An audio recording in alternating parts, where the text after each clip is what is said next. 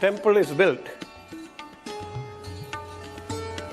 in the shape of a Devi that is reclining in repose. If so, the 1,000-petal lotus, the Sirasthanam or Sahasra Kamalam is the sanctum where Rajarajeswari statue is. Agnya Chakram, eyebrow center, is this one, Prana Shakti, mounted on a Kamadhenu. We will come back to her later. The Lambika, tip of the tongue, is this Banalingam that has come here from the Madurai Meenakshi Sundareshwara Temple. Then the Jiva Sthiti, the 16-petal lotus in the throat center, is the Mahameru. And we will come back to these later after we have described. The heart center is the Nandi. The navel or Manipuraham is the Balipeetam, along with Kurukulla Devi, who is watching the Balipeetam. And the genitals or Swadhisthana Chakram is the Dvajastambha. And the Moola Adharam, as we saw, is the Homakundam. The right ear of the Devi is Ganapati, Bala Ganapati. Left ear is Neelakanteshwarar, Neelakanta Prana Lingeshwarar. We will come to the description of each of these later. The Dakshina Bhujam, right shoulder, is the Guru Sthanam in Dattatreya. Dattatreya is the right shoulder.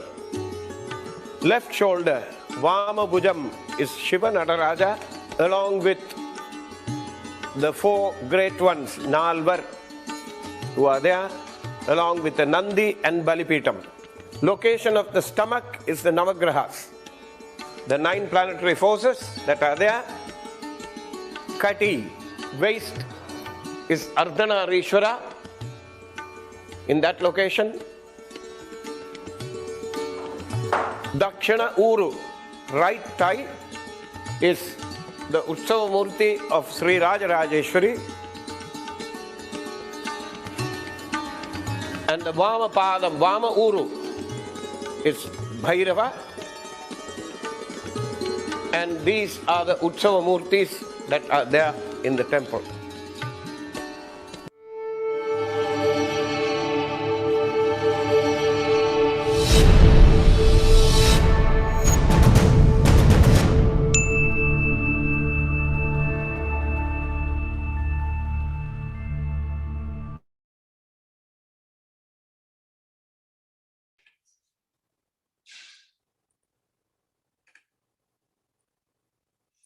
Namaskaram, everyone. Welcome back to our Sacred Rites and Rituals of Sanatana Dharma learning series, which is a joint presentation by the Sri Vidya Temple Society, Rochester, New York, USA, and Ashtanga Yoga Mandir, Sri Lanka. A few housekeeping reminders. We kindly ask everyone to keep all microphones and cameras turned off throughout the session. Please use the question form to share any questions you might have pertaining to the content that has been discussed this far. For those of you viewing our live stream, our questions form can also be found on our webpage, which is srividya.org/AYM-lectures. At this time, we will hand it over to Aya to begin today's session. Thank you.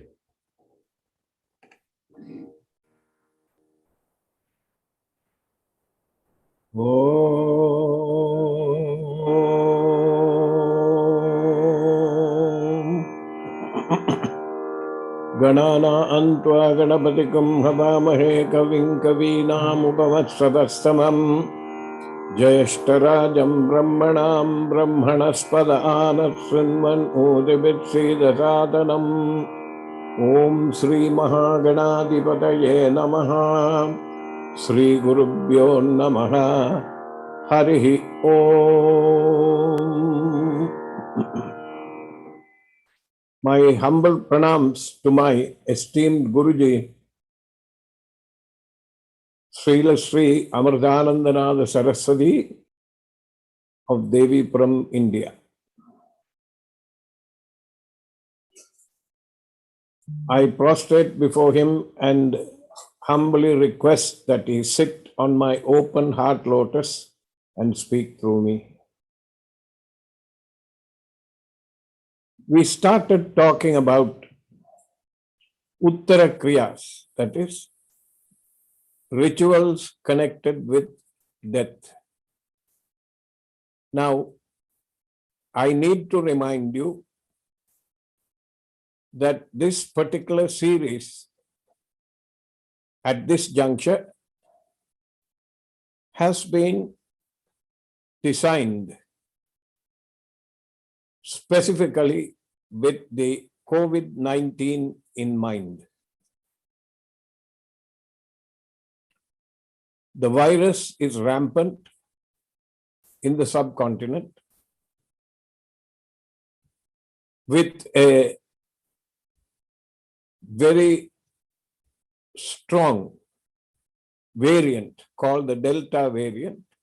That means the virus has mutated and is resistant. At the same time, it has the capacity to spread very quickly.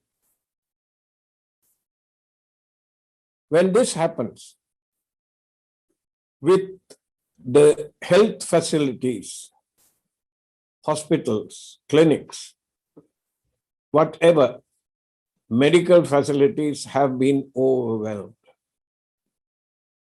And we saw a few weeks ago acute shortage of oxygen for the patients. Because this virus, once it infects you, it will mimic the symptoms of pneumonia or some kind of influenza multiplied 100 times, hundreds of times, which means the intake of oxygen is very little, and in the body, the oxygen saturation will start to drop. No wonder some days 26,000 people have died. Now, apart from finding cremation materials for this number of deaths, or finding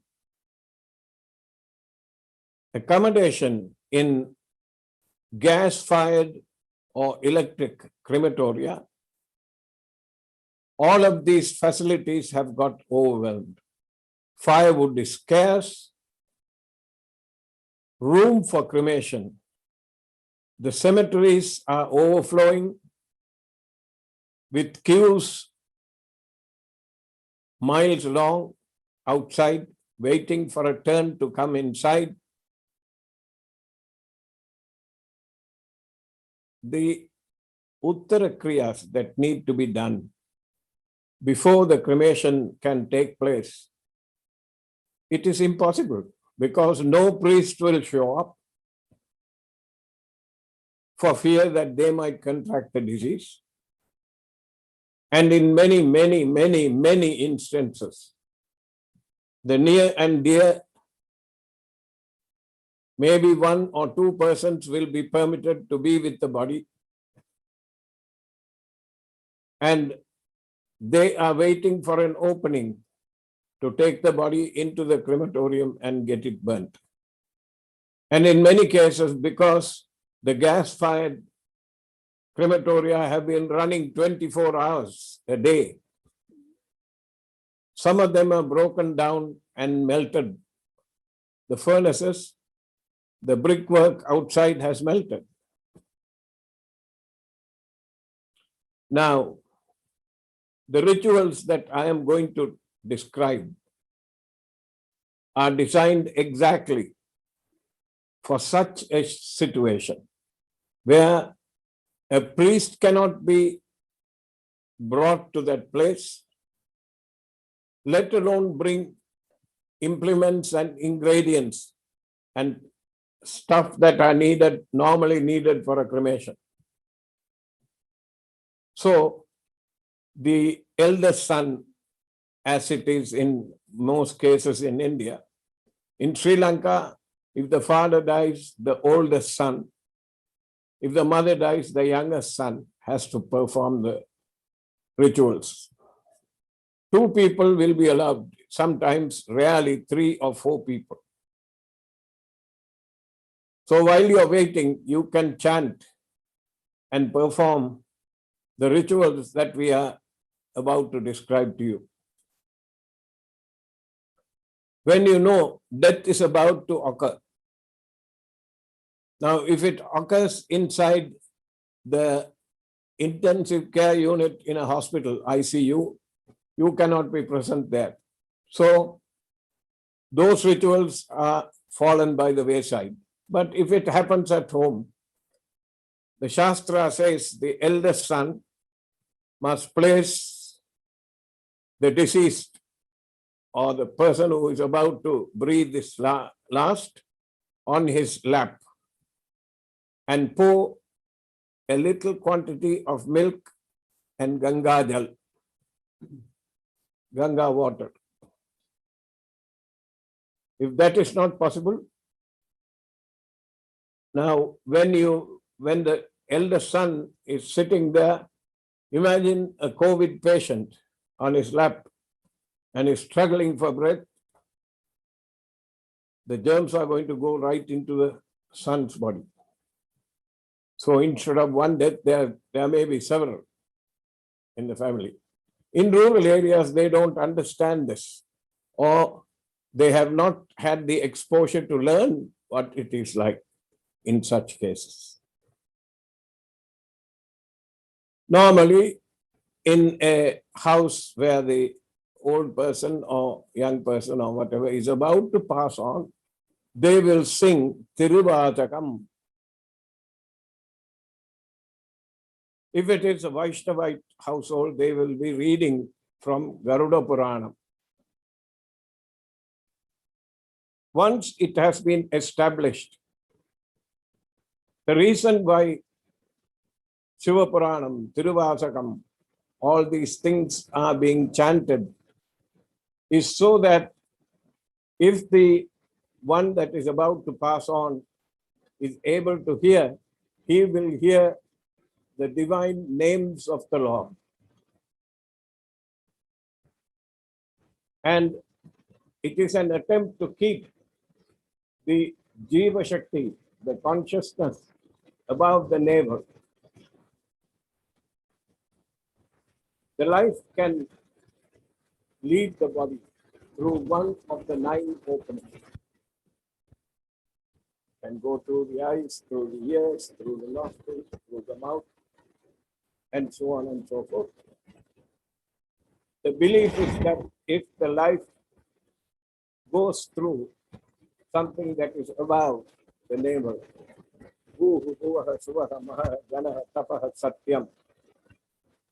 the Gayatris, the Vyakritis of the Gayatri, that the body, if it has got to be born again, it will be born in one of those planes. Or if it is going to be born in Bhulokam itself, that it will be in the form of a human being whose station in life is at least a little bit above what that person enjoys in this life. So as soon as the knowledge comes that the life has left the person, first thing they will do is close the eyes. Then a piece of cloth cut in the shape of something like a bandage is done so that the mouth remains closed. And both big toes are tied together. This is to prevent the soul that has the Jiva Chaitanyam that has just left the body from trying to re-enter. People who practice yoga, in many cases, they know that in rare cases, when they experience an out-of-body experience, when the consciousness leaves the body while it is still breathing, there is a thin illuminated cord attaching the consciousness outside to the body. This has been referred to as the silver cord. When yogis practice this, sometimes they choose to practice it in complete isolation without anybody being around. There is a good reason for this. However much a person has practiced and has experienced these yogic siddhis, that person is of a jealous disposition. When they see the consciousness leave the body and the silver cord, there are techniques that they can use to snip it. If that silver cord is snipped, the person who has come out of the body cannot re-enter it. Death will occur. So, once the body has become bereft of the Jiva Chaitanya, these preliminary things are done. Sometimes I have seen they will put cotton wool in the nostrils and in the ears, and the mouth is tight. Now, first thing that needs to be done is the body, if the son is able, he is supposed to carry the body and place it on an elevated platform or on the ground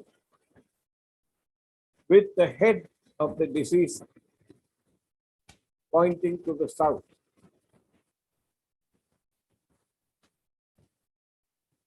There are many references to placing this body with the head to the south in the Tamil language, of which I am familiar. I'm sorry, I'm not familiar with the other great languages in India. I'm sure they have similar things. Ten Pulattar. Tet means south. Ten Pulattar. The ones who live in the south, they are supposed to be the Pitir Devadas. The Pitir Devadas are supposed to be in the south. So the body is placed with the head to the south. And over the right shoulder of this person who has passed on, a lamp is lit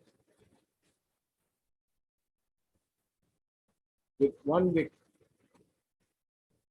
And that wick is supposed to, that light from that lamp, the flame from that lamp, represents the soul that has left the body.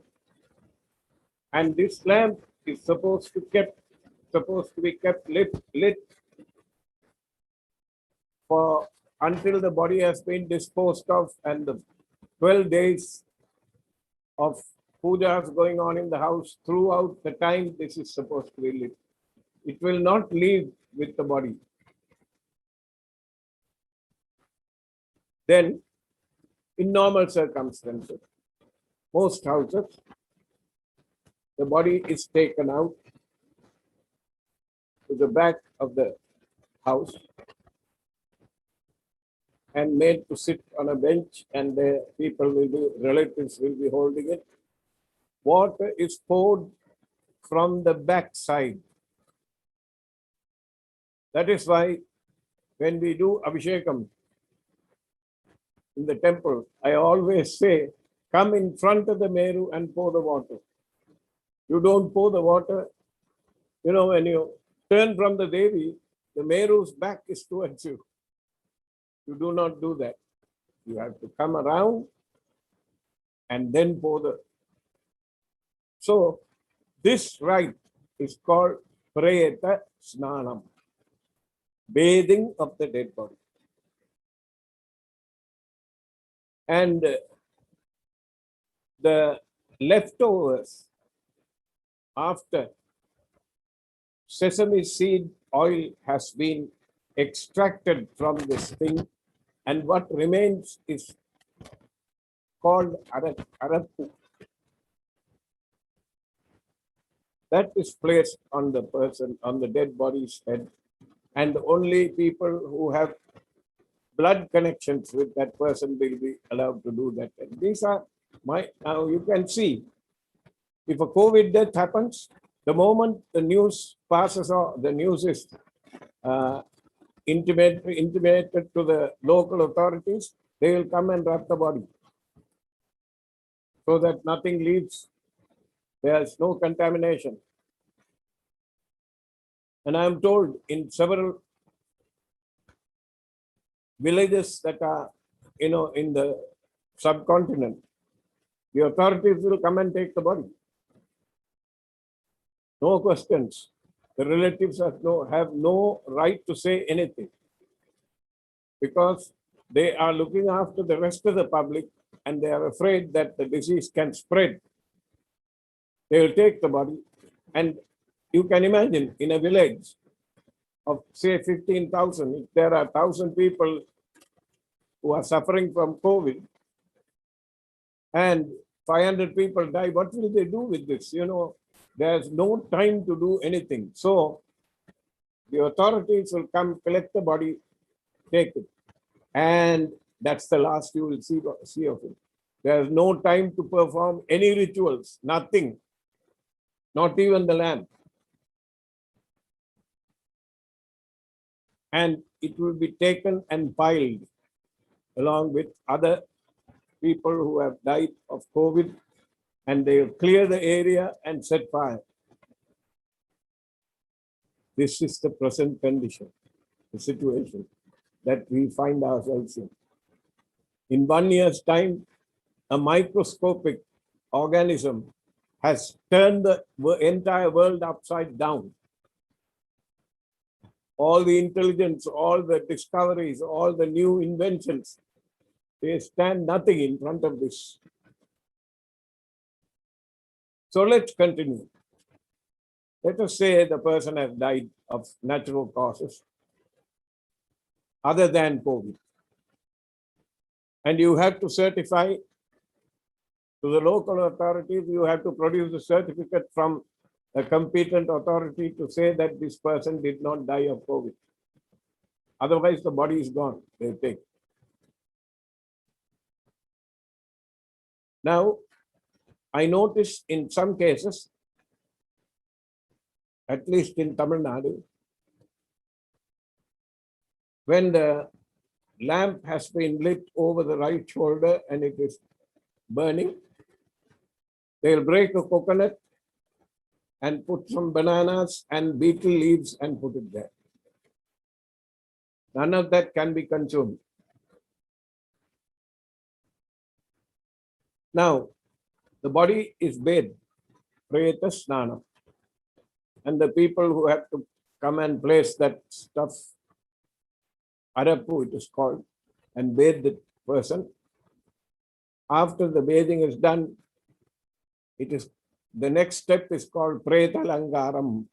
They'll dress the body in new clothes. 40. At least 2 vastrams have to be. Now, most of these things are changing. I have no idea what they are doing now. Like I described last time, among the lower classes, the moment death has been announced, relatives will run around and try and make arrangements. In some cases, the dead body will be dressed up and placed on a chair and tied. And they'll rent a color TV and a DVD player and films. Vijay movies or M.G. Ramachandran movies are playing. And the males wait for this opportunity and they quietly go outside behind the house where liquor is being served. They drink and come and sit and watch. This is what is happening. But in the traditional houses, what they will do is throughout the night, somebody is seated there chanting Tiruvasakam. I can tell you, in one case, two cases actually, my father's mother's sister's husband, he passed away. He lived for quite a long time. And he passed away, and his body was there.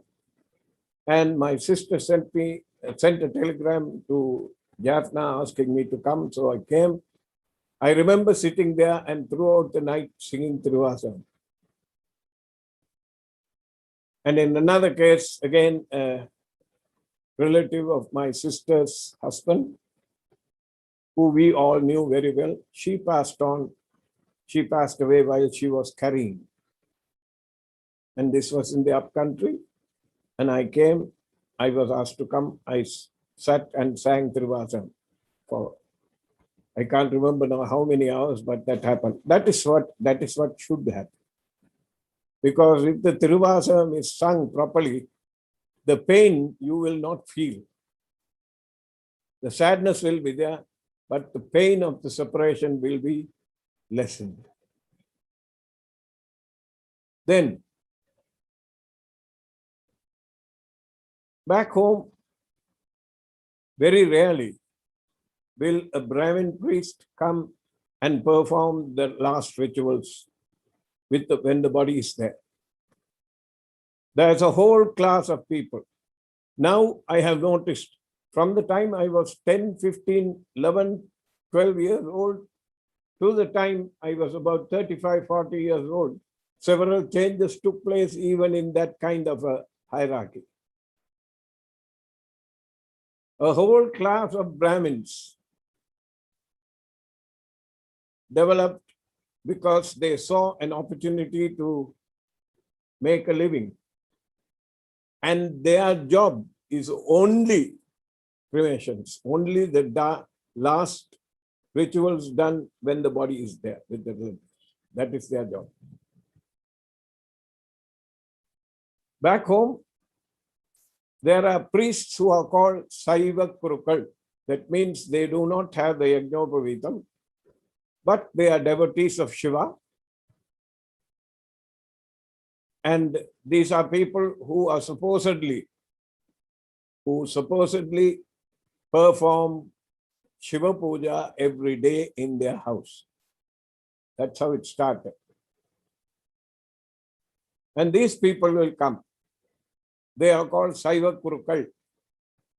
They will come after, they will bring whatever supplies needed that are needed for that ritual. Otherwise, sometimes they will give the family a list and somebody will have to go around and buy that. And this body is now placed under a little structure called a pandal. And the dobi, that is, they did not have laundries at that time. A person who takes the clothes and washes them, he will be sent word and he will be sent word too, and he will come and tie white color cloth over the body.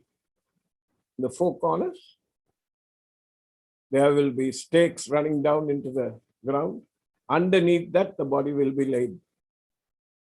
And along the sides, the four sides, the Thoranam, people remember in the temple festival, when we have festivals in the temple,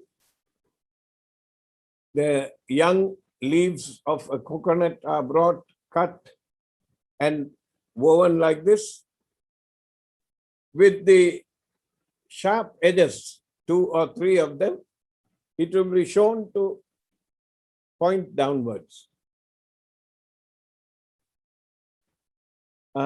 the people who are at the computer, maybe you can do a Google of a Thoranam, Thoranam,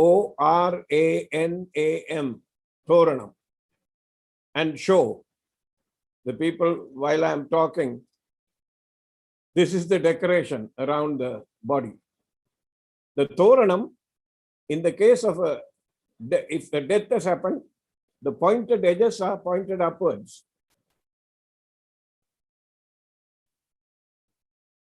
And along with that, vegetables will be hung.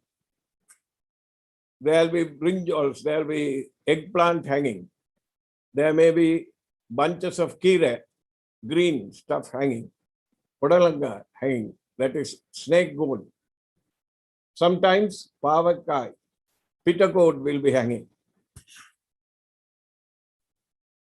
Then these people will come, sit down and perform the ritual. With the eldest son performing it.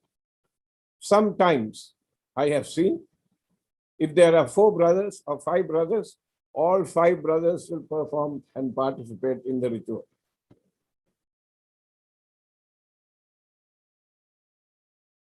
And the rituals, they vary. I have absolutely no idea when they started in Jaffna singing the Potchunnam. Tirupotchunnam is a section of the Tiruvachagam sung by Manikavachagar. And Manikavachagar did not sing Tirupotchunnam to be used in a funeral.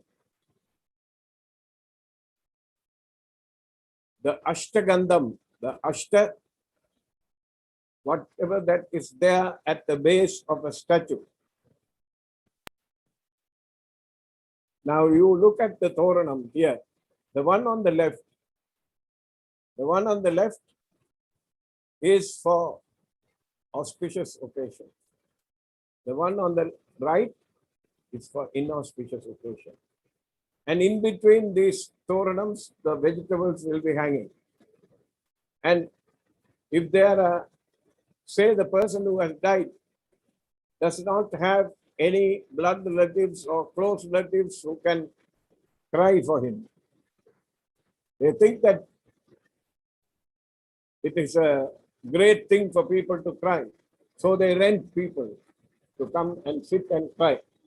And as they are singing and they are crying, they are supposedly crying. In the song they will say, the brinjals are for you, the snake goat is for me. I have witnessed this many times. But that is the way. And after the ritual has been done, during the ritual, there are, I think, remember, right, 20 or 21 or 22, and they bring a mortar and a pestle, and a mixture of haldi and some other things are placed inside that. Every drop, harder for once the 22 have been counted, they will take that and apply it on the eyes of the dead person. And it makes the body as unattractive as possible. Later on, just before I left Sri Lanka 50 years ago, funeral parlors have started coming. There were 2 brothers who used to have this. One was called Barney Raymond, the other one was called Alfred Raymond. 2 brothers. First morticians in Sri Lanka.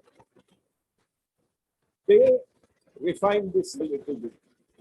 The Potchunnam will be still sung, but they will have a darba with a vessel containing the mixture. They will dip it and ask the person to touch the eyelids. So the body doesn't get ugly. Then there are gross rituals.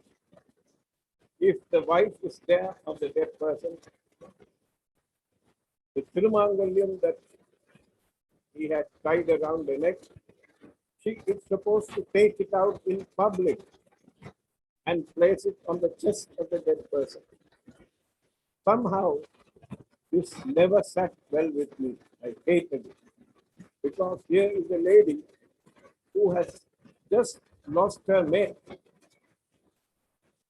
as a partner in life, and she is in a state of shock, and she's grieving, and she does not know what the future will hold. She's devastated, and she has to go through this kind of a ritual. In the cremations that I perform, I do not allow this. I tell the lady to do it in private, or you don't do it at all. You can take it out later. Who cares if you're wearing it or not wearing it? But those days, this was considered to be part of the ritual. Then there is a ritual where coin and rice are held right next to the body. Somebody will hold it in a tray with coins in it and rice. They will pick the rice and a couple of coins and place it. It is called white karisi idal. White arisi idal. Offering rice to the mouth. And some people insist on putting it on the mouth. And you can imagine, it's ugly. So what I tell people is, you take this. Now, mind you, I'm telling you little solutions that you can do it yourself. Take the coin and a few grains of rice and place it right next to the head. Done. This is done only by people who are connected to the dead person by blood. Uruttikar. Now I don't see this, but in those days, they will drape the body with a shawl or a new piece of cloth or a dhoti or a sari. Eventually, even before I left Sri Lanka, that was stopped. Maybe to cut short on the expense. Then, all the descendants of the dead person, all the descendants of the dead person, male and female, will be given small sticks with a cloth tied like a bundle, dipped in oil and burnt. And they hold this around the dead body while Siva Prana is being sung. Pandam Pudikal is called. After this is done, when it is time to take the body away for cremation, in India, of course, in Tamil Nadu, I have seen there is no casket. Body is placed on a ladder, and they will bring coconut trunks woven like a mat and put it there. And the body is placed on it with the head uncovered, the rest of it covered with a cloth, and it is cut. But when we were in Sri Lanka, even to this day, you have to have a casket. Otherwise, it is not allowed. And when they are going around, after they place the rice on both sides of the head, they will go anti-clockwise around. And when the body is being carried to the crematorium. People who are related to the person who has died, who have blood connections, they are the ones who will carry. And there are drummers, traditional drummers, who will be playing the drums in front, and when they approach the junction, intersection on the road, they will stand there for about 10 minutes and play, so that others, the other community, others in the community who may be coming home from a temple after marriage, they don't see the dead body. That's for social custom. Now, under that pandal, with all the vegetables and other stuff, the pujari will do homam, Shiva homam, Rudra homam.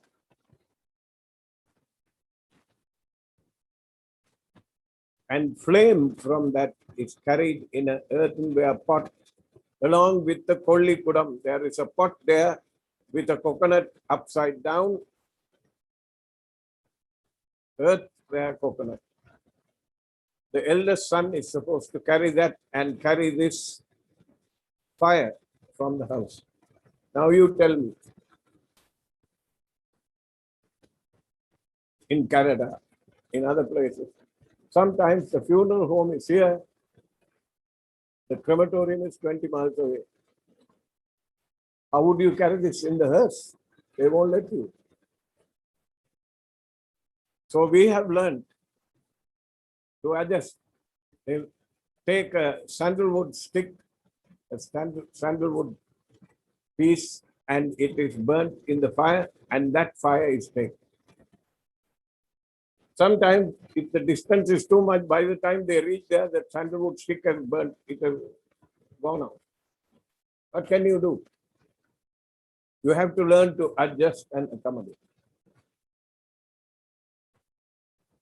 So the females in the household will come up to the gate, and the men folk will carry the corpse all the way. And all these people, the barber who has come, the dhobi, and those women who have come to cry for you, all of them are paid off. Those things will be taken care of. In the funeral home, in the house, the entire house is washed, because back home we have cement floors. Everything is washed. And they'll wait. The females will await the arrival back of the eldest son after he has performed his duties in the crematorium. Okay, before the cremation,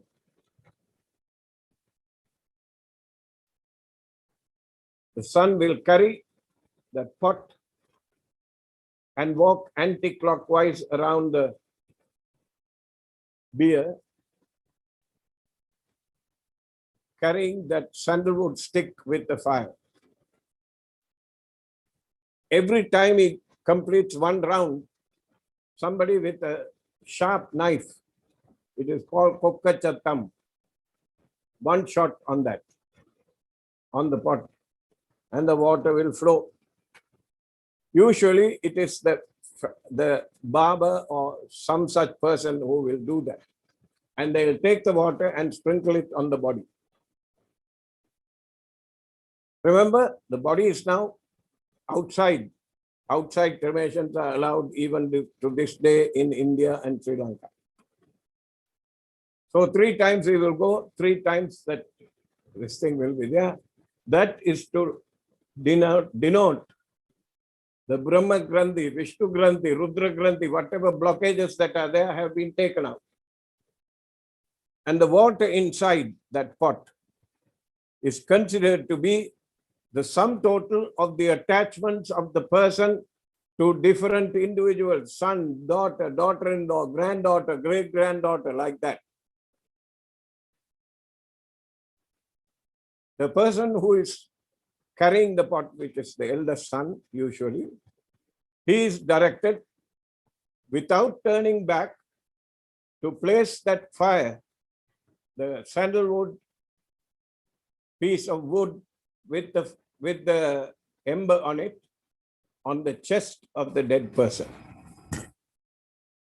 And without turning back, he has to walk out and tip that pot behind him. That pot being made of earth, it will fall and shatter into 1,000,000 pieces, and the water will go into the ground. It denotes that the attachment of the person who has died, the person, the son, if it is the father, that he has let the father go so that he can find his way in the cosmic maze. Question time. We stop here and I will continue next week with this. Questions? Oh, sorry.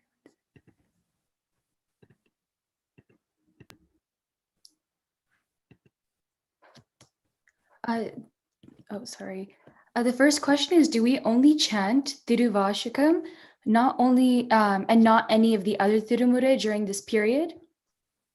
Usually it is only Tiruvasakam that is chanted because that is the one that has maximum impact. Everybody understands Tamil, and there are people who specialize in singing this, and they wait for, they are called because there will be deaths all the time. Somebody will come and tell them they want you to come and sing. So he will go, he is paid a little bit of money, that is his living. And from there he might go to another funeral. Who knows? In England, I went down there to cremate the first cousin to my wife. She was a sweet lady. At the end, they chanted Trinjana Sambandha Murti Nayana's Mandiramavadi and applied vibhuti over her forehead before sending her off. That's okay. I think that is a tradition that they are trying to cultivate because of the children who are growing up there. I thought that was very nice. But no, usually Tiruvasakam is the one that is chanted. Okay. Tiruvasakam is given more importance because if you understand the words of Tiruvasakam and are not melted, if you don't melt inside for Tiruvasakam, you will not melt for anything. Tiruvasakathu Gurugar, Uruvasakathukum Urugar. Next question, please. Why is the shrine room to be locked during this period? Is there something we should do prior to entering the shrine again? Yes. No Nitya Karmanishtanam. Every day when you perform puja, Devi is called Nitya Kalyani. The puja that you do is like a marriage for her. Auspicious things are to be avoided until the Achaucham, the period of mourning, is crossed.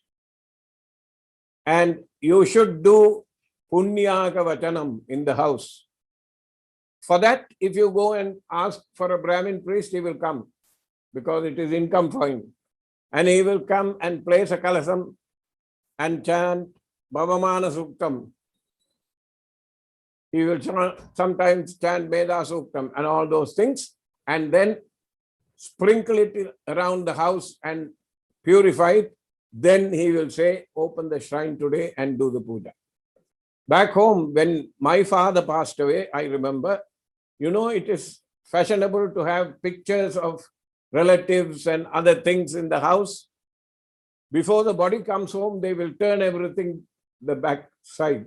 So you will see only the back side of the picture. All of those will be turned back. So Punya Vachanam has to be done before entering the shrine again.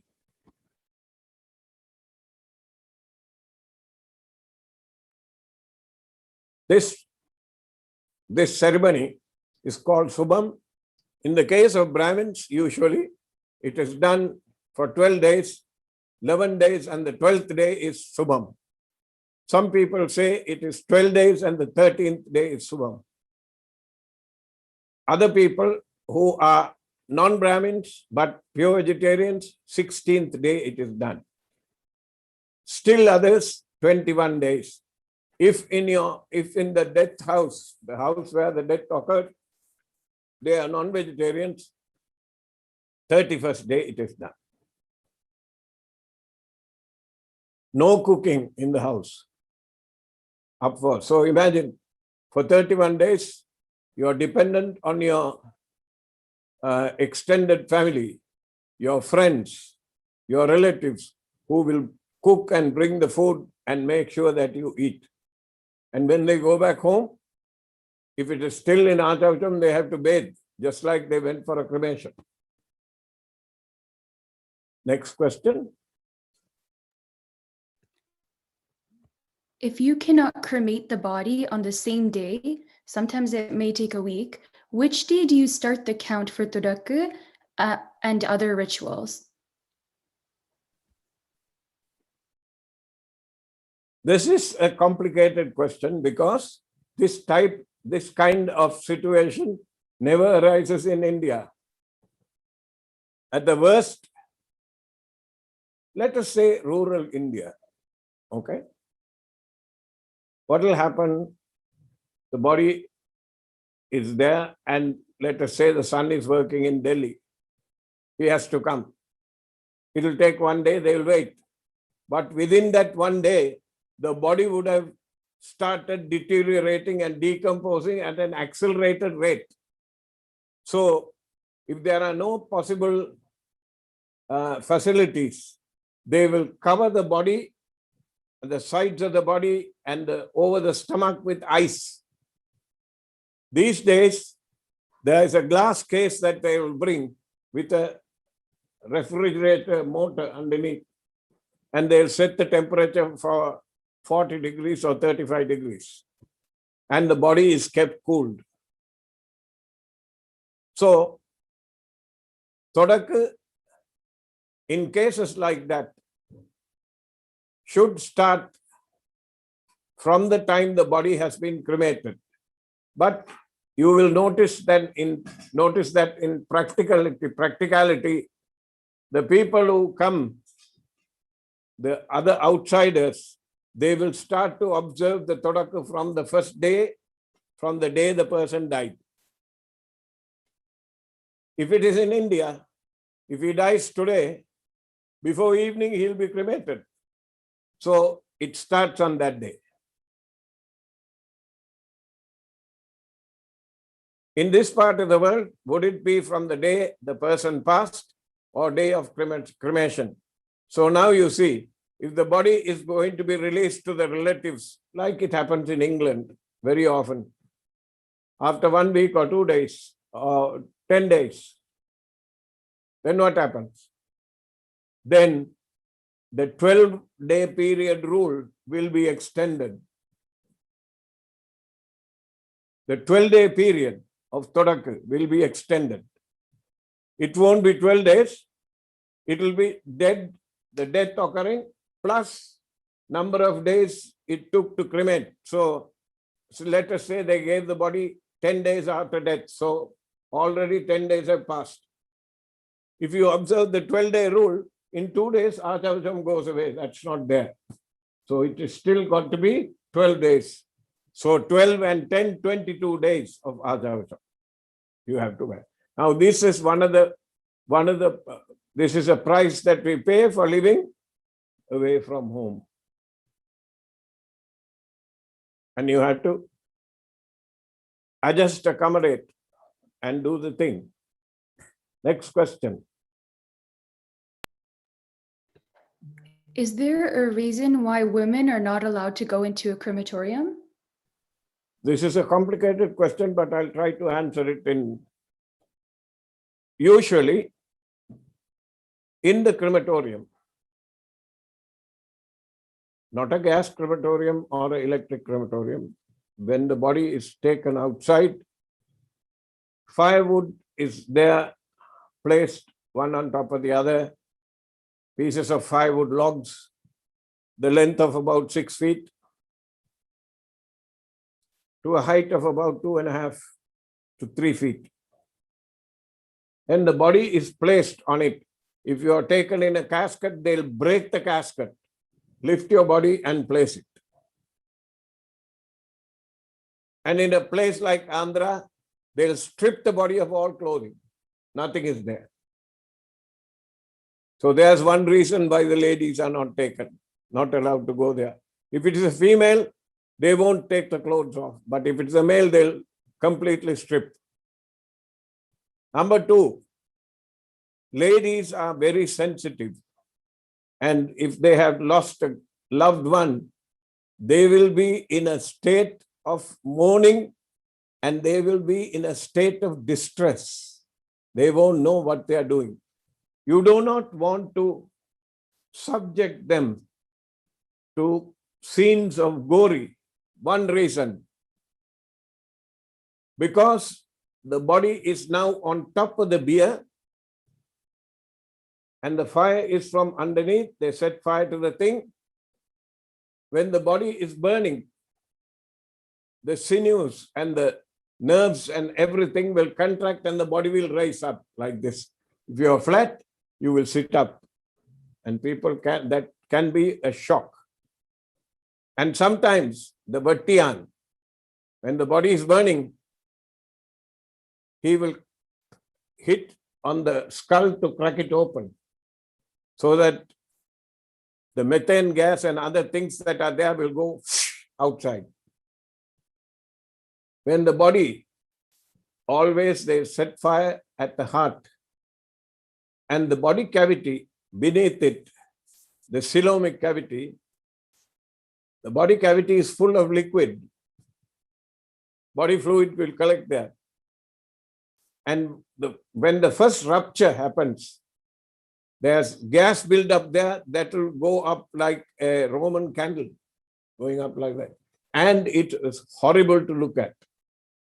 And on the chest, they will place heavy logs directly on the body to prevent it getting up, so to speak. Therefore, women were not allowed in the beginning. That is only one reason.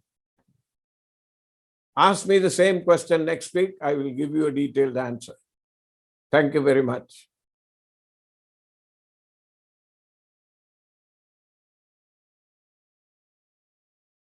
End of session.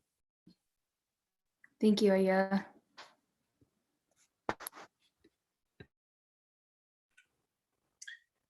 Thank you, Ayya, for taking the time to discuss the rituals for the departed souls and their significance within the Sanatana Dharma. We look forward to learning more in the upcoming session. To all those who are watching, to access all the content from the prior sessions, please visit the srividya.org/AYM-lectures. Thank you everyone for joining us for today's session. At this time, we will hand it over to Vyasana from Ashtanga Yoga Mandir to begin our yoga session. Thank you.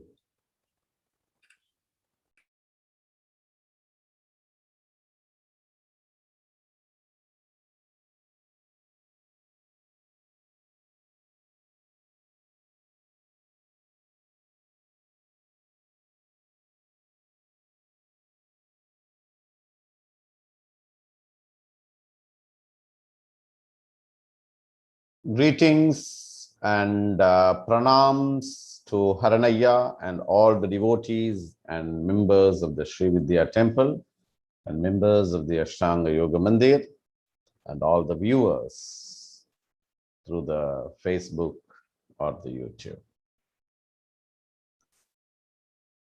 We have been learning very important aspects of certain practices which will make the health, the mind, or very basically, if you want to say the complete koshas of the system, to become more refined.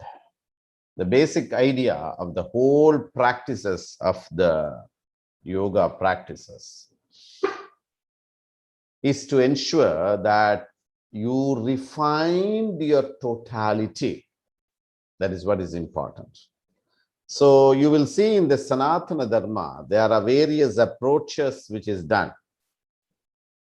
So some will do through the Jnana Yoga, some trees will do from the Karma Yoga, Bhakti Yoga, Hatha Yogas. Everything is toward they bring it together.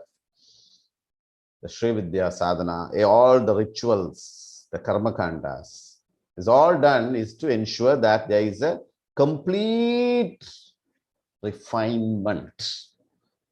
The more the refinement is taken, the more the refinement is done at each stage and every day, the purpose of life becomes so glorious and regression of the birth is not there. That is what you will see, especially in all the Sanatana Dharma, every ritual, if you take, there's a lot of glorifications. It is not just a ritual. There is a mantra involved, there are pushpams, the flowers are involved, the members are involved, the families are involved, the Panchabuddhas are involved. Who and who all can be involved are involved in every rituals in the Sanatana Dharma. Same way, you will see in the body also, it is so important that the glorification of the body is very important. And one of such practice is what we are going to do is now, which is called as the Pada Dhirasana, which can be done while seated or it can be done while in Vajrasana. So those who are comfortable, you are kindly requested to come on the video on mode so that it becomes easier for you all to practice, and some of the viewers, it will be more clear.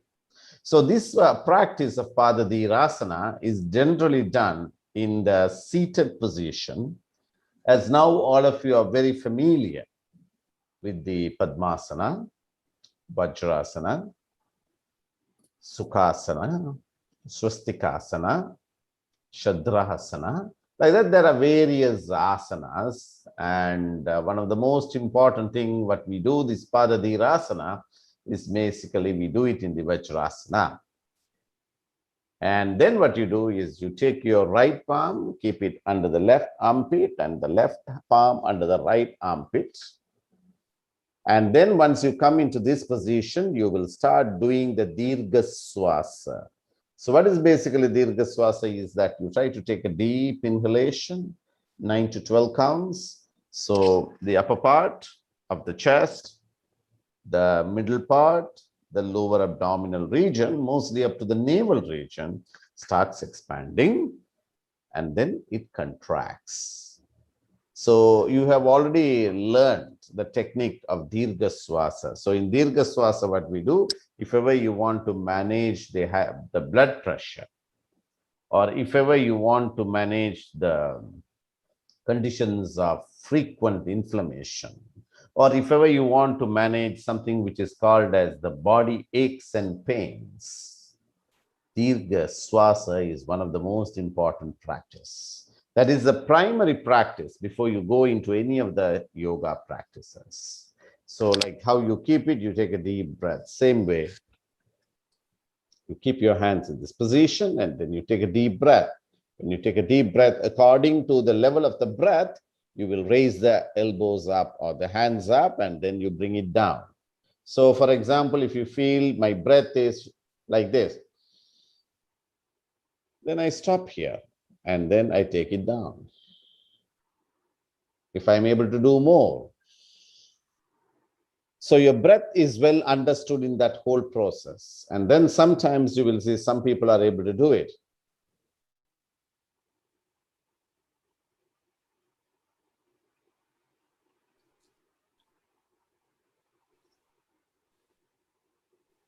So you take it up completely. And then once you take it up in Pada Dhirasana, here we don't teach Kumbhaka. So basically, like sometimes when you come like this, and then you can do the Kumbhaka also. So here you will see in the Kumbhaka what happens. The nose is blocked this way. Generally, we block it this way. This comes under this system comes under the Nata Sampradaya, Pada Dhirasana. So you will do that. So bring your palms into this position. And it's not important that you need to touch. As all of you know, we are not here to ensure the finalization of the asanas. What is most important is that we do it perfectly so that you know that where we stand. So you hold it. There are some people, based on the flexibility, when they place the hand, this is your collarbone. Huh? So where you'll be able to place it like this. Understand? There's a system also in the Hatha Yoga system where you lock it. You lock it in this position. And then from there, when you do it, there's a very important Varma points which is involved in that. So that makes the activation more deeper. So here, basically what happens, this can be done because if you just take most of these practices, there are some preconditions which is involved. And this practice is one of the most safest practices where there is 0% of danger or 0% of injuries. So you'll just have to bring your hands in this position and then you take a deep breath.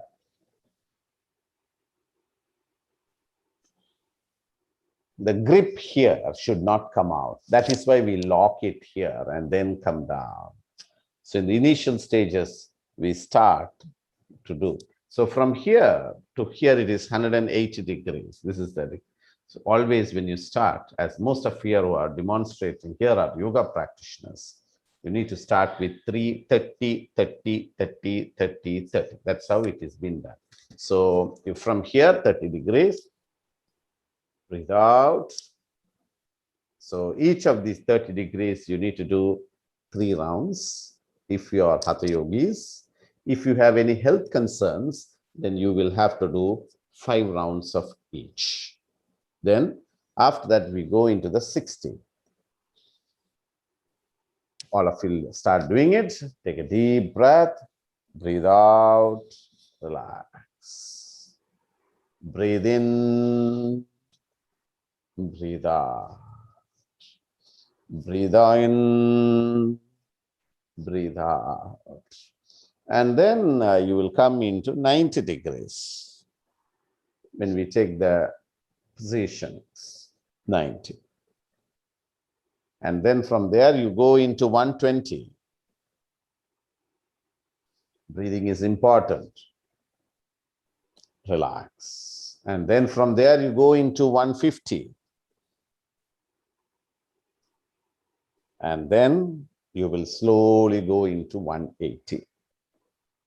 But that is not important for us. What is important is that when you lift it up, each part of the rib region, you need to ensure that it starts moving. So you will see that there is lots of varmology.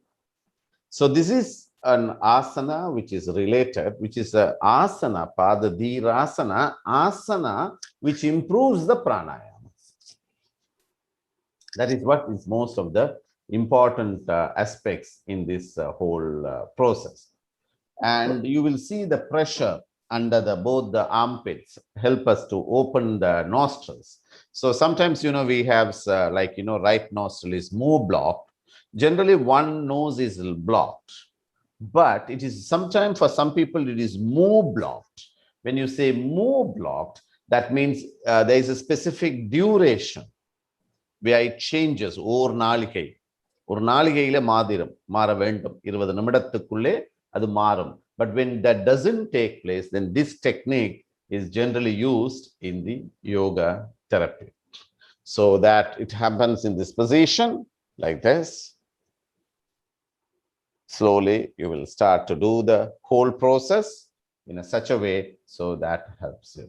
So you will see that in the yoga practices, it is very important that you understand such very important techniques which will ensure that you will be able to do the practices very well. We'll just do one more round as per your capacity. Okay, so slowly bring your hands in this position.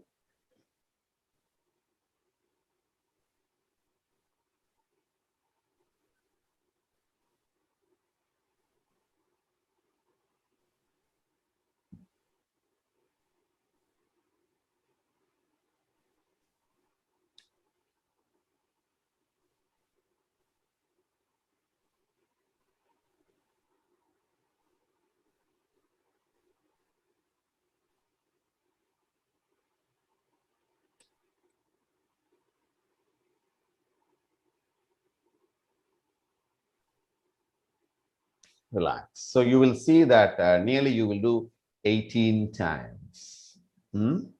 Depending. As yoga practitioners, the total round will be 18. So when you do that 18 rounds of the thing, this is also one of the practices. Generally, it is done as soon as you are up. This is also one of the beautiful practices which is done at the end of your day. When you go to bed, you come into this position, and when you do that, your sleep becomes very soundful because you are reprogramming your whole self so that your sleep becomes beautiful. Always, you need to know that even you go to sleep, you need to prepare yourself. That is what you will see in the Hatha Yoga Sampradaya, because sometimes, some people in sleep, they go to meditation. Some people, they take a complete rest. Whatever things can happen. So here, what is important is that you need to ensure that you prepare your sleep, because sometimes we sleep for 6 to 8 hours. It is a long hours. So that journey of sleep has to be very taken important. So that is one of the reasons, like, you prepare yourself. So you are from a different dimension. You get up to face the whole world. So that is why, again, you prepare yourself. So like that, you will see in the whole practice of the Hatha Yoga systems, you will have all these different kinds of techniques which will make you more great, more rejuvenating, and more wonderful. Thank you very much for all those who have been taking part in today's sessions. My pranams to Haranaya and all their wonderful members, and also to the members of the Ashtanga Yoga Mandir and all the members and all the friends who are viewing it through the Facebook Live. We'll finish the session with the Shanti Mantra. Om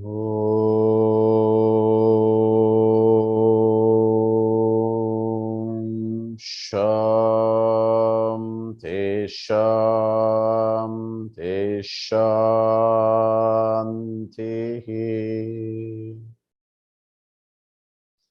Thank you, and God bless you all.